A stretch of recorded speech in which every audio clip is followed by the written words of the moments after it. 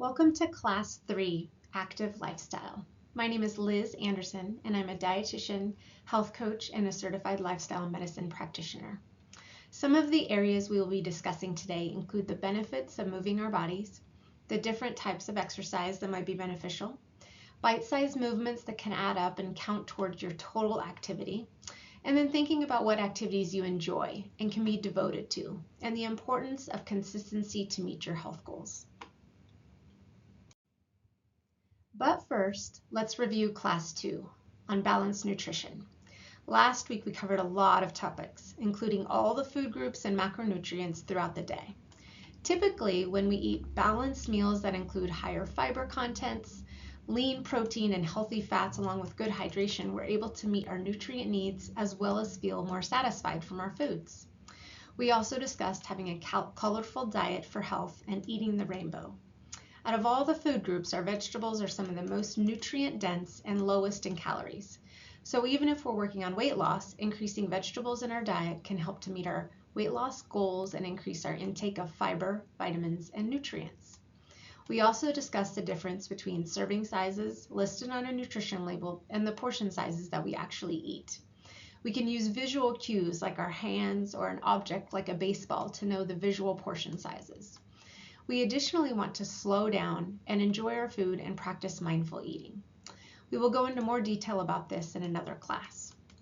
You set 1 to 2 SMART goals that focus on nutrition and make them visible as reminders if this is helpful and adjust them over time. Maybe you want to increase your vegetables or get more fiber in your diet. Maybe you want to plan healthy snacks or limit sugary drinks and increase water intake. Remember, setting smaller goals can help develop into new and healthy habits. Our week 2 healthy habit was increasing vegetables in our diet, especially non-starchy vegetables. How did you do with this? Remember, if you struggle with vegetables, think of utilizing canned and frozen options, ways to add flavor to them like salt-free seasonings like Dash and other herbs and spices. We can also include vegetables in other foods and add them to our sandwiches and wraps, eggs, sauces, soups, and stews. They do not have to be on the side of our plate. It all counts towards your total recommended intake of 4 to 6 cups per day. Tips for feeling full and satisfied were also covered, which can help us reduce our caloric intake and help with weight loss, including eating breakfast that includes a protein, eating balanced meals and snacks that include lean protein, higher fiber carbohydrates, healthy fats, and staying hydrated with unsweetened beverages. Avoiding drinking our calories and sugary drinks can also be helpful. Eating protein and vegetables first can also help us consume less carbohydrate, which sometimes people can overdo. Following the 90-10 or 80-20 rule, where we eat mostly nutrient-dense foods but enjoy the occasional sweet treat or dessert without guilt, is also part of the practice. And lastly, we discussed using apps or a notebook to track our nutrition short-term to assess our overall diets and habits. Congratulations on finishing week 2. Well, let's get on to our topic for this week. So in addition to helping us lose or manage weight, physical activity and exercise have a lot of health benefits.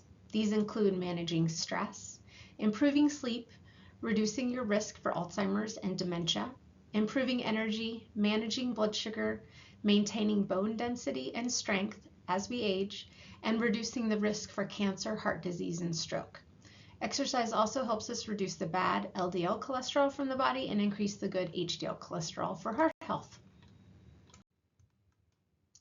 So let's take a minute to think about some of the reasons you want to start exercising. Change up your exercise routine or increase your exercise. Maybe you want to change up your current routine or try something new. I'm going to have you pause the video and I want you to take a moment to write down the reasons that the exercise is important to you. You can post this somewhere visible if you choose as a reminder to yourself. If you have found it challenging to fit exercise into your lifestyle, now is the time to tackle barriers. Many people find it challenging to fit in exercise into work and life. We are busy and we may feel like we don't have enough time or energy to incorporate exercise. Something to consider is that exercise actually provides us with more energy and it helps our stress and our sleep. I know when I exercise, I never regret it, but it can be challenging to fit it in. So do your best with this and try to make it a priority. Part of our practice today is to take the time to write down your goals, some barriers to these goals, and solutions for overcoming these barriers. You can do that now or at the end of this lesson. Something else we struggle with as humans is an all or nothing approach or thinking. We may think I need a full workout of 30 to 60 minutes or there is no point. So we feel like we either have to do it all or it doesn't count. There are some days you might not have the time to fit in a full workout, but it all counts and there's no perfect approach to exercise. The overall goal is that we move our bodies more, and even little bite-sized amounts add up. So start to think about what activity you can fit in throughout your day, even starting with a brisk 15-minute walk, and try and do some type of activity or movement most days of the week. There are different types of exercises, and you don't have to have a separate routine to target each of these. Many workouts incorporate each of these components. Endurance is the ability to do an exercise that uses less than maximum effort for a longer period of time. Flexibility is the ability of your joints to move through a large range of motion, like reaching closer to your toes. An example would be stretching, yoga, or Pilates. Balance is the ability to stay upright or in control of your body's movement. Examples of balance exercises include Bosu balls, Pilates balls, and yoga. If you struggle with balance, you can use a wall or a back of a chair or seated exercises. Strength is the maximum amount of force you can put out or weight you can pick up at one time. Resistance bands, weight-bearing exercises, hand weights, and machine weights all count. Seated exercises, cycling, and swimming can also take pressure off of knees and ankles if you have lower body pain and injuries. Physical therapists are great resources for exercises if you have any pains or injuries, so be sure to consult your doctor or physical therapist. Lower impact exercises such as swimming, aquasize, and yoga can be easier on the joints, and if done strenuously, can also be used as strength training. Many of you may have seen commercials or social media posts showing drastic changes to physique in a short period of time. Are these real images or have they been doctored or filtered? Be realistic with the time it takes to lose weight, lose fat, and gain lean muscle mass. Also, losing weight too quickly can be hard on the heart and drain our energy. Try to be patient as it takes time to see results. You've probably heard that the recommendation for weight loss is 1 to 2 pounds per week to minimize losing muscle mass to keep our metabolism higher. You may not see the scale tip as quickly as you want, but try to be patient. Focusing on the secondary benefits such as sleeping better, having more energy, feeling stronger, having less stress, and seeing your clothes fit better or looser can help us be patient waiting for the scale to catch up. There are lots of diets out there that claim to have magic pills and quick fixes. The truth is, weight loss, changing our behaviors and establishing new healthy eating habits takes time and effort. It can be hard and challenging. No one is saying it's easy, but I believe you can do this with some determination and consistency. You will see the results over time. If you see commercials or advertisements for quick weight loss that seems too good to be true, they likely are. It isn't normal to lose 40 pounds in 1 month. As mentioned before, quick weight loss results in a loss of strength and muscle mass. So strive for eating and exercise that is sustainable. Avoid approaches that are too exerting, hard on the body, or too restrictive. Maybe you followed diets in the past. Did they feel good? Were they stressful? Were they hard to stick to long term? Typically, when people do a very strict diet or exercise approach, they find it hard to maintain and can fall back into old habits. And to be honest, it isn't very fun. We want to move our bodies more and eat and enjoy food. Strive for what helps meet your goals over time, but also what makes you feel good. So just as we have done in the past few weeks with food, set SMART goals and make a plan for exercise. You can do this in a notebook, on the computer, or in your phone, or using an app. The good news is our bodies respond almost instantly to exercise. In general, your body is making changes as soon as you start working out, though it can take about 4 weeks of regular, consistent workouts to actually gain strength, stamina, and as long as 6 weeks to start seeing results most of us are looking for in terms of dropping sizes and shedding pounds. Results will vary depending on your genetics, lifestyle, schedule, and there are different approaches that work for different people. One of my favorite ways to think about seeing results is when you plant a seed, you don't see immediately a plant grow. It takes time with consistent sunlight and watering. So keep going and give it time to see that seed inside of yourself grow, change, and evolve. Think of your body in the same way. There is so much going on and changing inside that you can't see yet. With consistent, healthy habits like nutrition, exercise, sleep, and stress relief, you will start to see those changes physically, but also feel better. Just give yourself at least 6 weeks before you begin to expect to see that seed of change sprout physically. Don't forget to acknowledge the positive changes you've made along the way. Give yourself credit and know that you're working towards being healthy and feeling good. What's the difference between physical activity and exercise? Physical activity is movement that requires energy. In other words, any movement one does is physical activity, and this includes our daily tasks and chores. Exercise is planned. It's structured, repetitive, and intentional movement intended to improve or maintain our physical fitness. Exercise is a subcategory of physical activity. All physical activity positively contributes to overall health and well-being. However, to see the results, if your goal is to lose weight and gain lean muscle mass or become more flexible, then we need to commit to intentional and structured exercises that challenges our body. Some occupations where people may get a lot of physical activity include nursing, food service, delivery workers, construction, or environmental services, and also teachers. People may get a lot of steps in throughout the day, and some occupations may include a lot of lifting, but they may still not see the results they want, as our bodies can adjust to our baseline level of activity. Getting in a lot of steps throughout the day is a good thing, especially compared to occupations like desk jobs that may be more sedentary. However, exercise is more intentional and focused.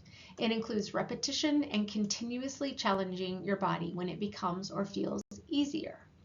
Structured exercise will help aid in the process of weight loss. The best combination is some cardiovascular exercise for heart health, and including some resistance training and stretching to maintain strength and flexibility. Resistance training again can help us lose fat and gain lean muscle mass.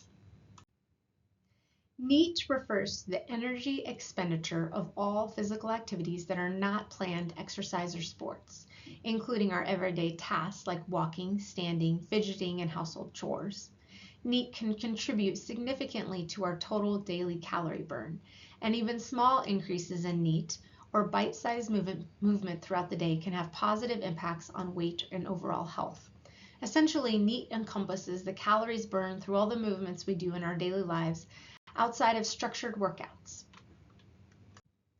Now, just because exercise is going to give you the fastest results, physical activity and short exercise breaks can be a great starting point. An easy way to start transforming a sedentary lifestyle into a more active one is to begin standing more and sitting less.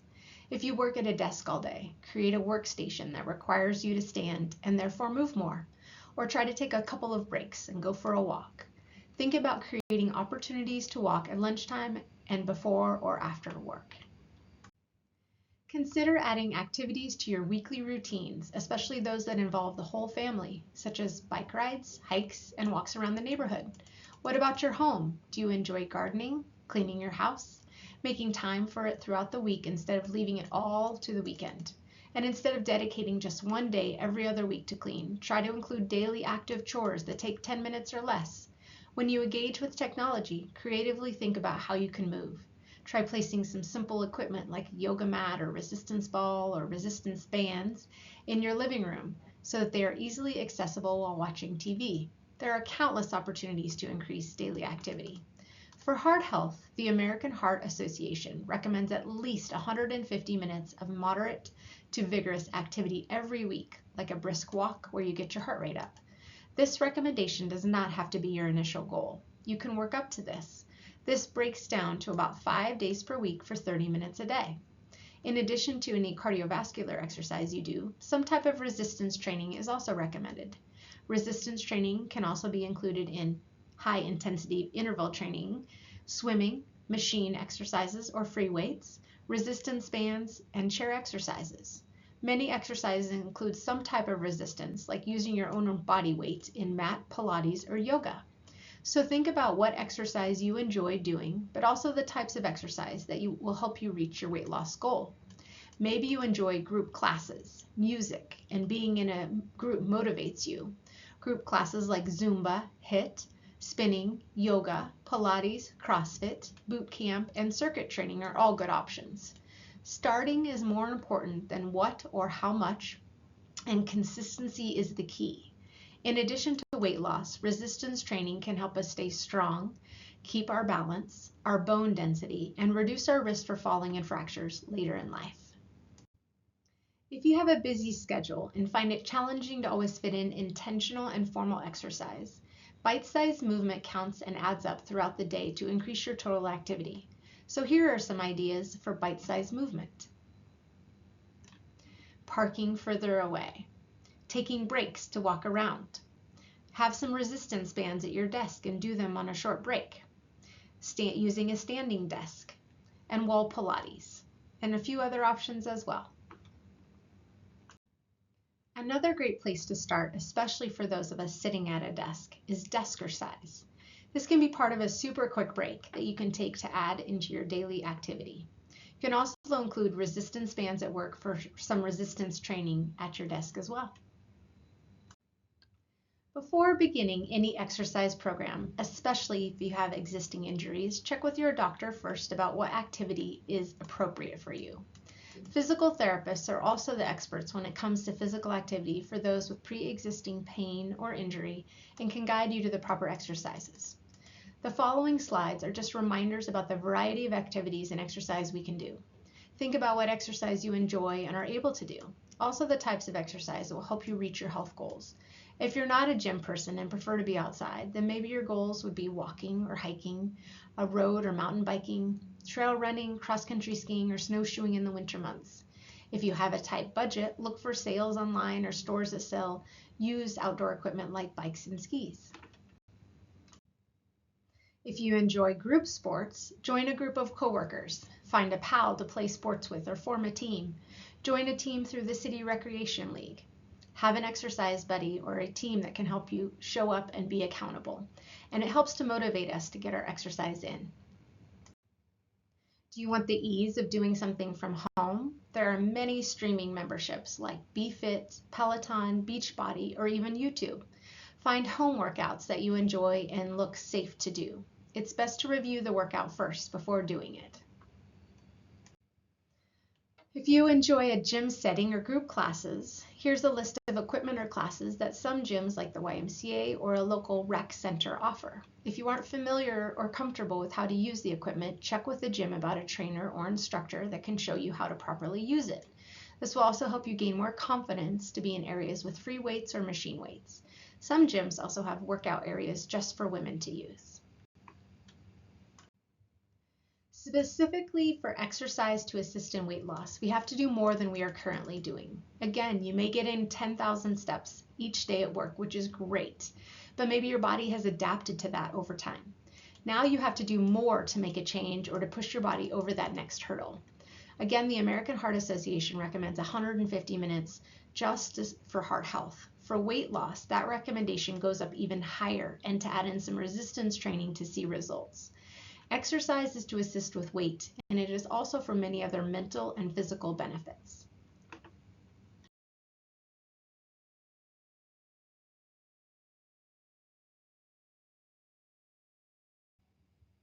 This is an example of a beginner workout for someone starting to fit exercise into their routine several times throughout the week. This would be appropriate for most people starting out. This example includes a greater variety than the past example and includes walking, spinning, bike riding, free and machine weights. Make your own exercise plan based on your own abilities, knowledge, and preferences. Consistency with the type of exercise throughout your week is helpful to build endurance and strength and see progress in those activities. With resistance training, some people will break up areas of body to focus on, like doing your arms and shoulders and back one day and then your legs and glutes another day. This allows for recovery and preventing injury, especially if you're lifting heavier weights. Again, if you are new to any exercise, it is best to meet with someone like a trainer to help you become familiar with the equipment or taking a class. Knowing how to use equipment properly or correct your form also helps prevent injury. Over time, you may want to change up your workout routine, especially if it starts to feel too easy. Keep challenging your body without overdoing it to see the most results. So let's say you're already at a beginner level or have a lot of physical activity incorporated into your day. How do you kick it up a notch? 3 options are increasing the intensity, such as adding weights or the number of repetitions, increasing the time, like adding 5 to 10 minutes to the workout or an extra day into your week, or try something new and more difficult to change up your routine and keep your body challenged. So what is the difference between moderate and intense exercise? Moderate exercise is when your breathing quickens, but you are not out of breath. You have a light sweat after about 10 minutes, and you can have a conversation, but you can't sing a song. Intense or vigorous exercise is where your breathing is deep and rapid. You develop a sweat after just a few minutes of activity, and you can't say more than a few words without pausing for breath. Beware of pushing yourself too hard, too fast. If you are short of breath, are in pain, or can't work out as long as you had planned, your exercise intensity is probably higher than your fitness level allows. Back off a bit and build intensity gradually.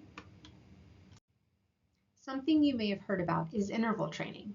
The original use was when people would walk and then jog and then walk and then jog, but now it is often used when discussing HIIT, high intensity interval training. Research shows that interval training, workouts in which you alternate periods of high intensity exercise with low intensity recovery periods, increases fitness and burns more calories than steady state cardio.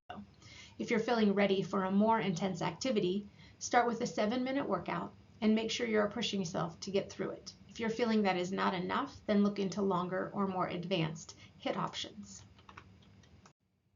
Now I'd like to cover injury prevention, the good and the bad.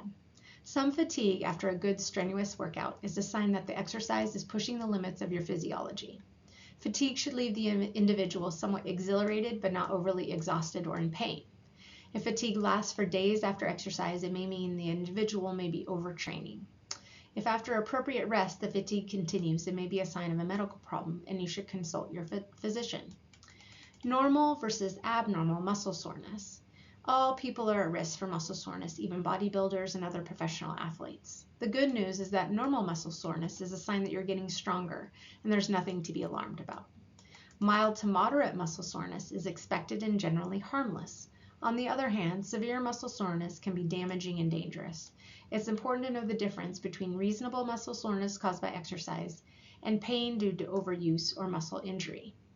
Here are some examples of overuse or muscle injury. If the pain you're experiencing prevents you from carrying out daily activities associated with living or working. If the discomfort lasts for more than 72 hours. Pain that does not go away with rest is not normal. Pain that does not improve with treatment. Pain that requires increasing the amounts of pain medication over time is not normal and you should consider seeing a physician. Pain that begins to wake you up from your sleep. If you notice that you are gradually losing motion of the extremity. These are all concerns that we want to address quickly. How can you tell if your soreness is the normal kind of soreness? If the pain begins during or immediately after the exercise, it's not normal. Pain that occurs during an exercise is a sign that there is a problem with the exercise. This type of pain should be seen as a signal from your body to stop the activity before serious joint or muscle damage occurs. Signs of severe injuries or pain, like severely swollen limbs, loss of function or joint range of motion due to severe swelling, dark-colored urine or decreased production of urine, nausea, deformity or injury sites, tingling or numbness, inability to move fingers and toes or extremities, and black and blue discoloring. If you're thinking about quitting an exercise program because of muscle soreness, try your best to work through the first few days without getting discouraged and stay hydrated. Exercise and recovery usually get easier over time. If you have pre-existing injuries or pain, then you should see your doctor. You may also need a physical therapist to give you customized recommendations for your body. The best way to relieve muscle soreness is to perform some gentle exercises like walking or light stretching. A heating pad or warm bath may also be helpful to ease the discomfort temporarily, but ice is a better treatment in the long run because it helps to decrease swelling and inflammation in your muscles. A quick note about nutrition and exercise. Exercise is not reward or punishment for food. It is a way to keep our bodies active and moving and keep us healthy and feeling good. We should not use exercise as a way to treat ourselves with junk food. Remember the 90-10 or 80-20 rule of thumb.